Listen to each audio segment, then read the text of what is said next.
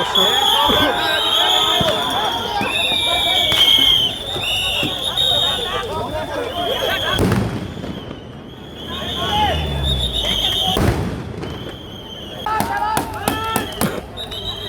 কিন্তু তাদের সর্বোচ্চ বল প্রয়োগ করছে।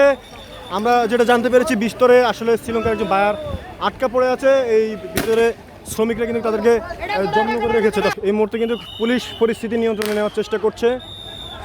এখানে যারা সড়ক অবরোধ করেছে দর্শক, পুলিশ কিন্তু কিছুক্ষণ পর পর তাদেরকে লক্ষ্য করে ককটেল মারছে এবং কি এখানকার যে পরিস্থিতি রয়েছে সেটি কিন্তু তারা নিয়ন্ত্রণে আনার চেষ্টা করছে। দর্শক,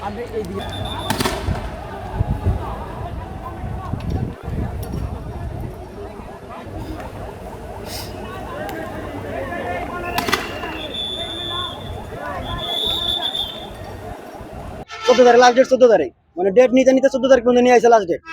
14 তারিখে আমাদের লাস্ট ডেট বেতন দেওয়ার কথা। এর মাধ্যমে আমাদের অস্ট্রেলিয়ানে যে মাল আসছিল সব মালই ডেলিভারি নিতে আছে, মাল করা হয় নাই, মাল ফার্স্ট মালই ডেলিভারি নিতে আছে।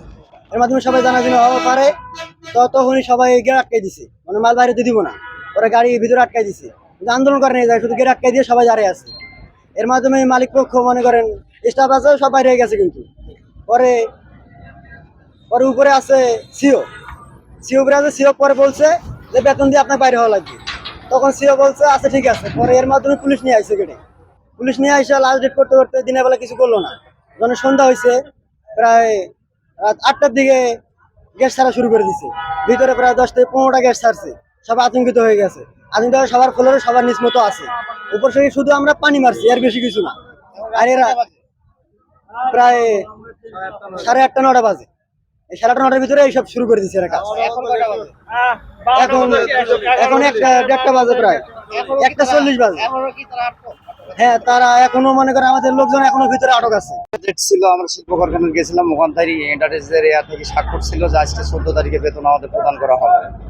আমরা যার অবস্থানে কাজ চালে যাইতেছে, হঠাৎ করে মনে করেন যে প্রশাসন এখানে উপস্থিত। প্রশাসন উপস্থিত কেউ কোনো ডাঙ্গাহামা করে নাই বা ভাঙচুরও করে নাই। ইতিমধ্যে আজকে লাস্ট ডেট ছিল, বেতন না দিয়ে পরে প্রশাসন নিয়ে এসে মনে করেন যে টিএসএফ, সাউন্ড গ্রেনেড এইসব মারা হয়েছে।